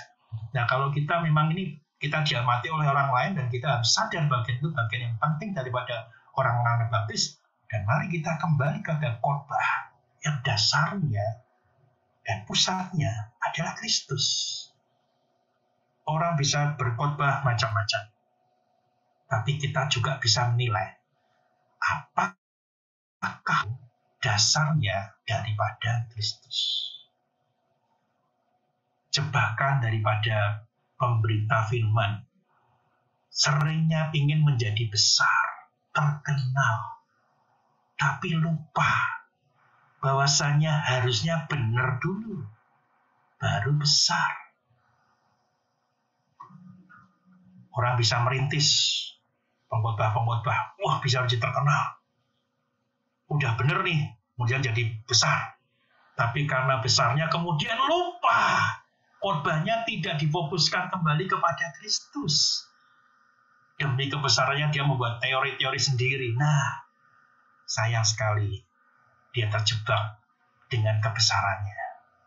Dan kita bisa menilai, ternyata khotbahnya sudah mulai melenceng dan kita perlu hati-hati. Maka Bapak Ibu sekalian, jika hamba-hamba Tuhan banyak tentang bagaimana menggali Alkitab, oke, itu betul sekali. Dan saya pun juga setuju. Tapi bagaimana kebenaran itu, menyatakan kebenaran, kamu dalam khotbah, tapi tetap di dalam kasih. Itu menjadi bagian yang penting di dalam kehidupan kita. Saya kembali lagi pada dari Palmer Baker yang esensi Anabaptis itu ya. Ada 3 bagian, dia membaginya 3 bagian. Yang pertama, Yesus itu pusat. Ya, salah satunya Alkitab dijelaskan melalui Yesus Kristus. Kemudian yang kedua adalah komunitas. Nah ini kan bukan dicocok-cocokkan gitu ya. Tapi di bagian kalau kita memang mau lihat bagaimana pertumbuhan rohani, ya mau nggak mau harus berpusat pada Kristus. Dan komunitas itu adalah penting bagi setiap kita. Apakah kita bisa bertumbuh secara mandiri sendiri? Bisa. Tetapi menjaga konsistensi pertumbuhan yang pribadi itu begitu sulitnya. Seringkali kita mengatakan, kalau api kumpul dengan api akan menjadi lebih besar dan lebih bagus. Ya, kira-kira gambar seperti itu. Tetapi api pun itu bisa bertumbuh tanpa berkumpul dengan yang lain. Tetapi yang bagus adalah bagaimana ada komunitas. Tapi kalau kita sendiri, kita gampang lemah. Tapi kalau kita bersama-sama, kita memiliki satu kekuatan yang lebih besar lagi. Gereja di mana orang-orangnya berkomunitas. Saya mengatakan itulah gereja. Kalau gereja, orang-orangnya hanya hadir, menikmati ibadah, kita pertanyakan, apakah itu gereja? Gereja ini bagus. Gereja B bagus, gereja C bagus. Tapi setelah pulang kita sendiri, kok rasanya sepi gitu. Nah, kita pertanyakan. Tapi kalau kita punya komunitas, tidak salah kalau kita misi Nampe itu ada persekutuan. Karena itu tempat kita bertumbuh dan bersama-sama kita bertumbuh. Tempat dan cara untuk kita bertumbuh, yaitu persekutuan. Makanya masuk di dalam misi gereja kita yang Nampe, salah satu dari P itu ada persekutuan. Nah, yang lain selain Yesus sebagai pusat, kemudian komunitas, yang ketiga yang terakhir adalah rekonsiliasi. Nah, ini penting sekali. Ternyata bagian-bagian yang penting di dalam Anabaptis, Yesus sebagai pusat, ada komunitas, tetapi tidak boleh melupakan bagian yang ketiga, rekonsiliasi. Rekonsiliasi itu diperdamaikan dengan Allah, sesama kita juga diperdamaikan, dan konflik-konflik di dunia diperdamaikan. Itu tulisan dari Paul Becker. Pertumbuhan itu terkadang justru membuat kita bergesekan satu dengan yang lain. Karena kita punya karunia yang berbeda. Bahkan bisa meruncing permasalahannya sampai terjadi perselisihan. Sehingga kita bisa jatuh di dalam pertumbuhan itu. Tapi kita diingatkan melalui tulisan daripada Paul Becker ini, rekonsiliasi itu penting. Pertumbuhan memang tidak mudah. Tetapi penting yang namanya rekonsiliasi supaya kita diperdamaikan satu dengan lainnya. Menghargai karunia-karunia yang lain. Dan kita bisa menghormati pada individu-individu. Disitulah kita bertumbuh. Jadi Bapak, Ibu, dan saudara-saudari sekalian, pertumbuhan rohani berbicara tentang yang benar dan dalam kasih. Tetapi kita tidak bisa melupakan yang namanya rekonsiliasi. Kita mau nggak mau akan bersenggolan dengan yang lain. Tapi bagaimana kita diperdamaikan dengan individu yang lain. Tentunya juga diperdamaikan. Kita bisa bertumbuh sendiri. Tetapi alangkah baiknya ketika kita bertumbuh di dalam komunitas. Makanya tidak salah juga di dalam rangkaian 6P tadi, yang misi kita tadi, kita punya bagian esensi di dalam gereja kita. Kalau kita mengadakan persekutuan dan kemungkinan terjadi perselisihan itu ada, dan gereja kita juga sudah memutuskan tiap awal bulan kita ada perjamuan khusus. Kenapa Bapak sekalian? Kalau di awal saya mengatakan apa sih yang bisa dibawa oleh orang Kristen ketika dia menghadap Tuhan? Kita kan nggak ngerti waktu kita, gitu kan. Besok kita dipanggil Tuhan. Tapi adalah saat Tuhan sangat sukacita ketika hari ini atau waktu ini kita dipanggil Tuhan, dan kemudian berapa menit setelahnya atau berapa jam setelahnya kita dipanggil Tuhan. Sukacita kita sudah bersekutu dengan Tuhan di dalam perjamuan kudus, itu luar biasa. Tetapi bukan hanya itu saja. Bagaimana rekonsiliasi terjadi ketika kita perjamuan kudus, merayakan perjamuan kudus ini. Kita diperdamaikan dengan Allah. Kita diingatkan bagaimana perjalanan iman kita sepanjang sebulan ini. Apakah kita jauh dari, apakah iman kita mempertanyakan kepada Tuhan di dalam segala pemberontakan kita? Kita iman itu bukan iman yang, maaf bahasanya, bodoh, bukan. Karena kita bisa berpikir, kita berikan iman kepada Tuhan. Kita boleh mempertanyakan. Sekali lagi seperti khotbah saya minggu yang lalu, kita rawan jatuh. Kita di dalam keadaan kita iman yang kuat sekalipun. Tapi kita diingatkan oleh perjamuan kudus. ada rekonsiliasi yang terjadi.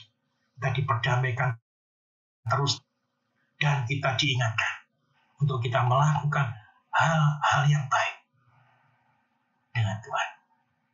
Nah, Bapak Ibu sekalian kasih Tuhan, kembali kepada hal yang di awal. Bagaimana kita mengonsepkan pertumbuhan rohani?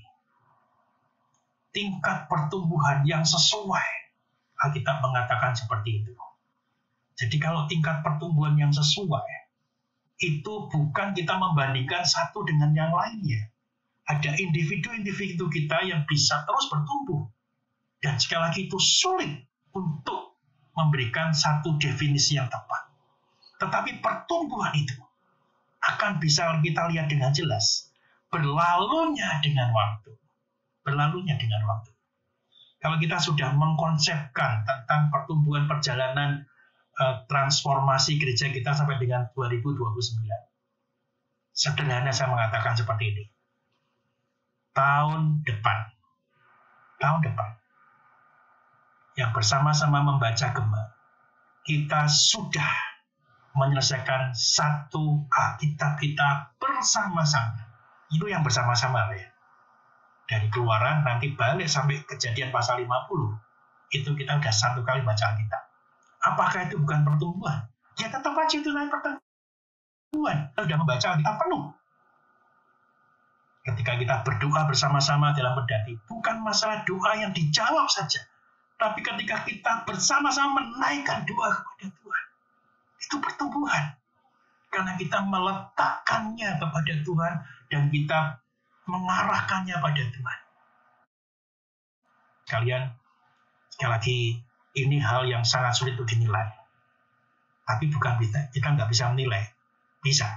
Tetapi intinya memang nilai. Tapi bisa dinilai, tapi bagian-bagian bisa dinilai. Tapi sulit sekali. Sulit sekali. Seperti kita menyatakan berapa cintamu pada pasanganmu. Susah sekali bukan. Berapa pertumbuhan rohanimu. Susah sekali. Tapi kita bisa mengalami pertumbuhan itu. Kalau dulu saya menghadapi bagian ini, saya jatuh lemah. Tapi sekarang saya kuat dan saya bisa bangkit. Dan itulah pertumbuhan rohani. Jadi mari kita bersama-sama di dalam tahun 2021, 2022, akhir tahun bulan November nanti, kita secara pribadi bertumbuh.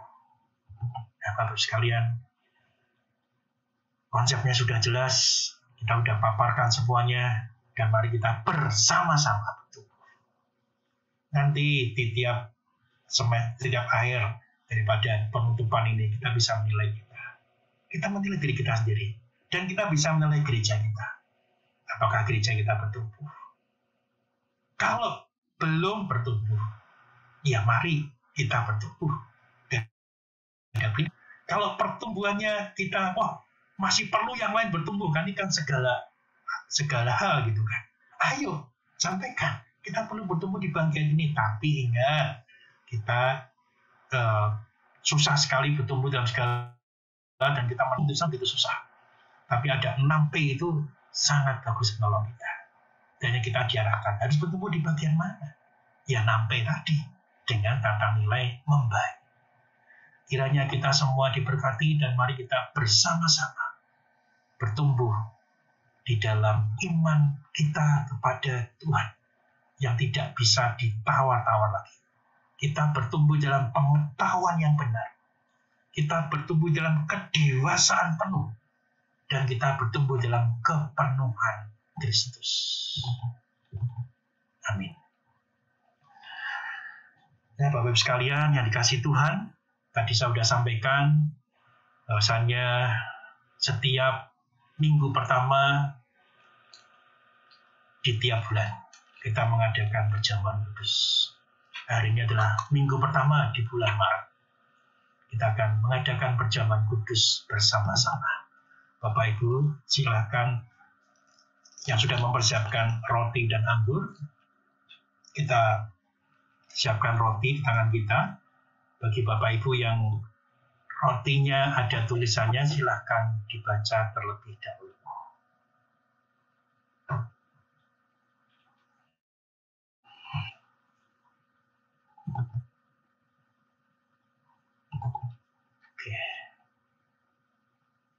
Sebelum kita bersama-sama merayakan perjamuan kudus ini, kita mengambil waktu sejenak untuk kita datang kepada Tuhan. Kita nyatakan kepada Tuhan di dalam doa kita, di dalam hati kepada Tuhan. Hanya saya dan Tuhan yang tahu. Katakan kepada Tuhan apa yang menjadi pergumulan kita sepanjang bulan Februari yang lalu, dan bagaimana kita hidup. Apakah sudah sesuai dengan firman Tuhan? Dan juga nyatakan tekad kita di bulan Maret ini. Saya mau hidup lebih baik daripada yang lalu. Dan mohonkan pengampunan dosa kepada Tuhan. Karena Maha Pengampun. Dosa kita yang merah seperti kirmisi akan menjadi putih seperti salju, putih seperti bulu domba. Mari Bapak Ibu, saudara-saudari sekalian, kita berdoa sejenak.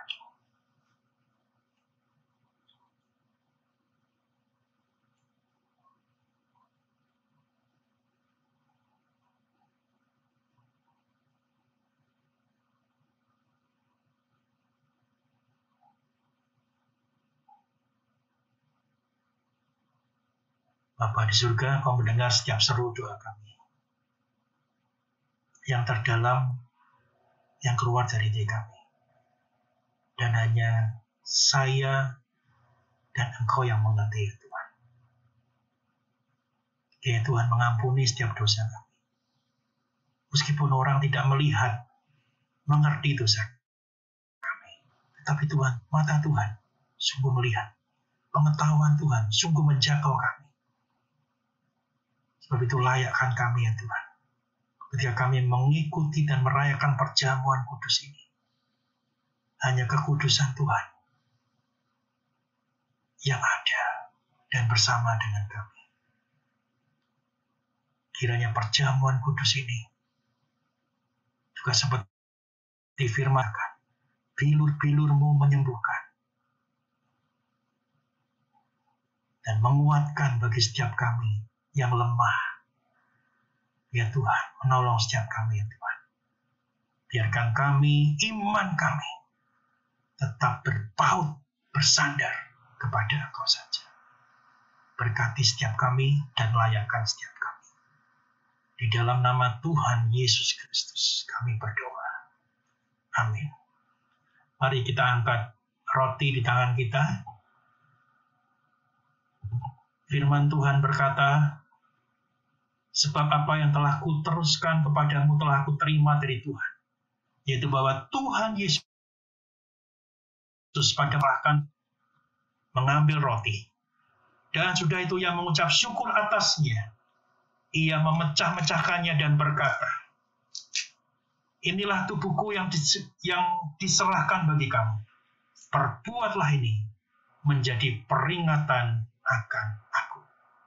Mari kita makan roti ini dan mengingat akan tubuh Tuhan yang tergantung di kayu salib untuk menebus dosa kita. Mari kita makan.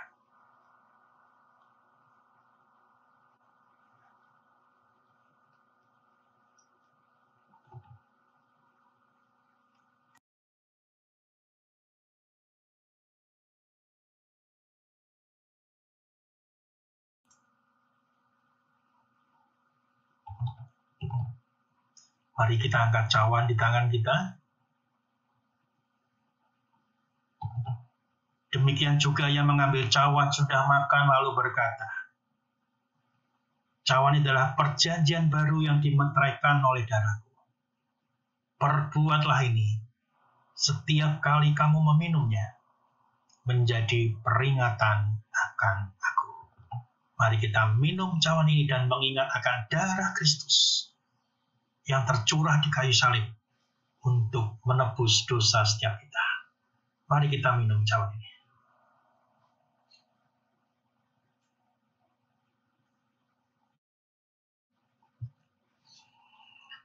Sekali lagi kita akan berdoa untuk perjamuan kudus, untuk firman. Bapa dalam surga, kami bersyukur di pagi hari ini Engkau mengingatkan kami untuk kami datang pada Engkau di dalam segala keadaan kami.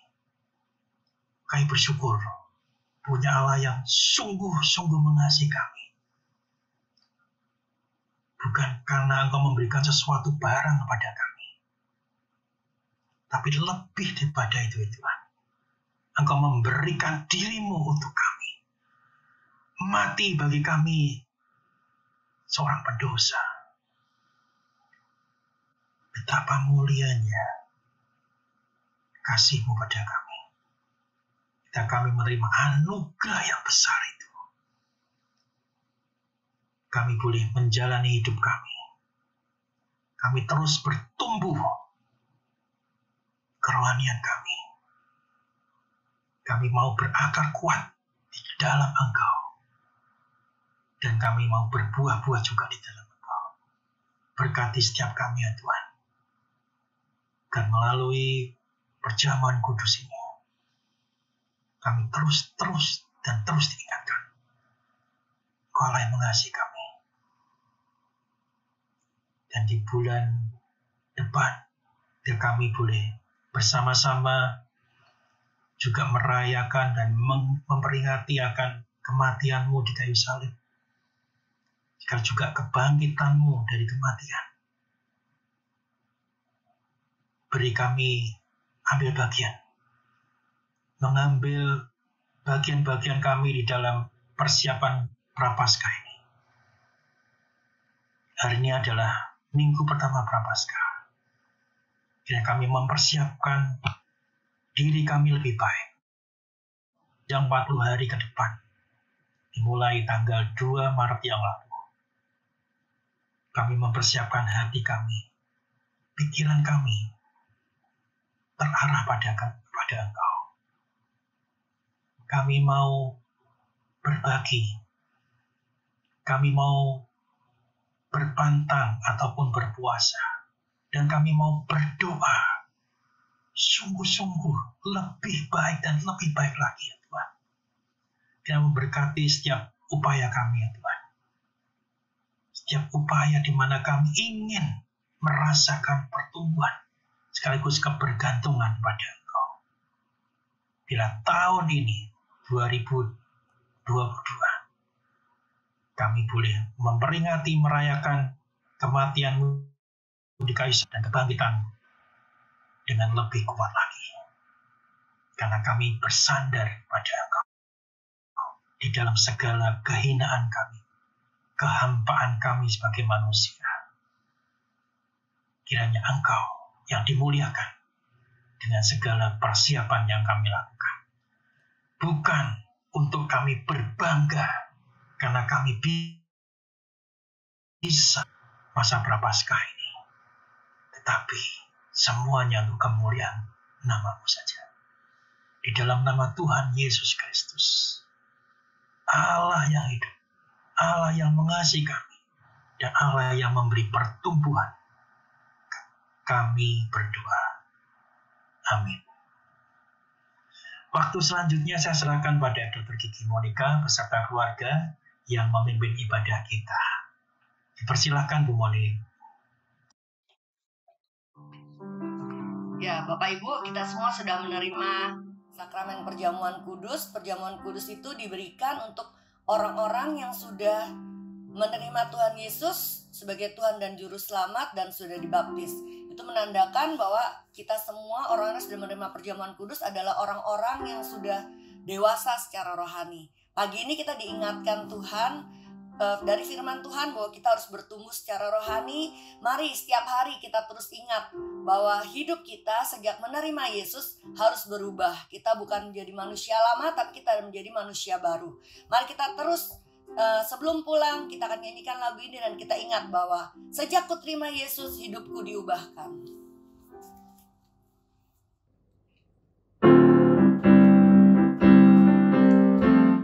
Berubah Perubahan ajaib terjadi padaku sejak ku terima Yesus. Ada terang dan harapan dalam hidupku sejak ku terima Yesus. Sejak ku terima Yesus. Sejak ku terima Yesus. Jiwa raga kepenuhan sukacita sejak ku terima Yesus.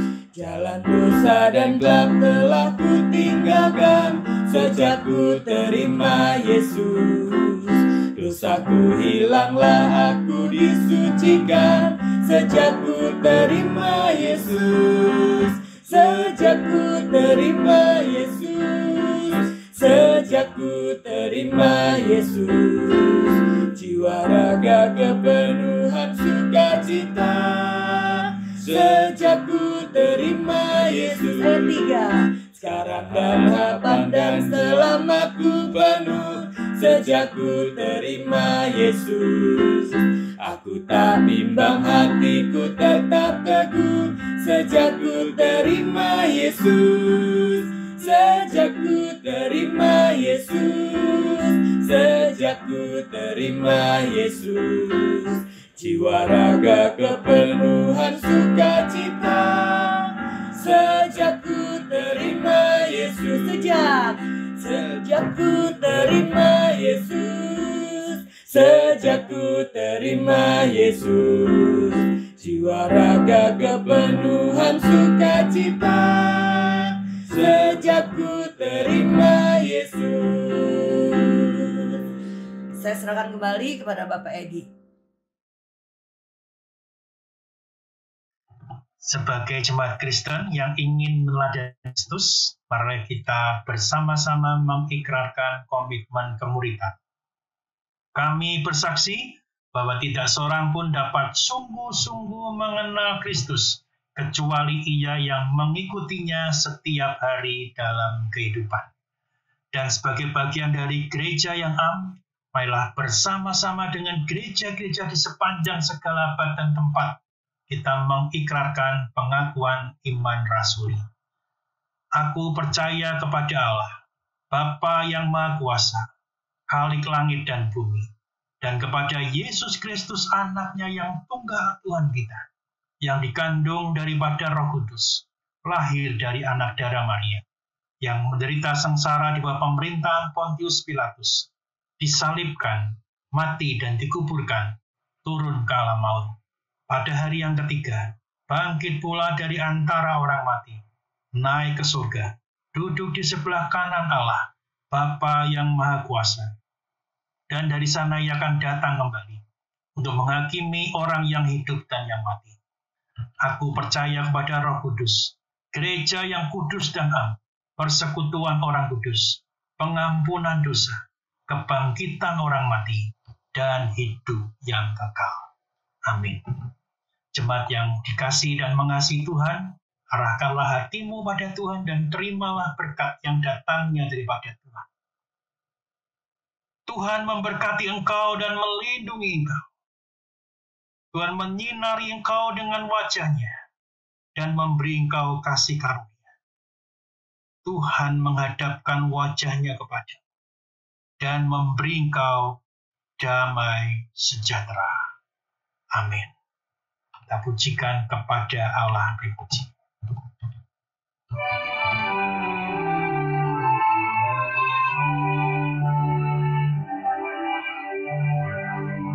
Kepada Allah dipuji, semua makhluk di bumi, padanya ku beri pujian. Bapa, Anak, dan Roh Suci. Amin.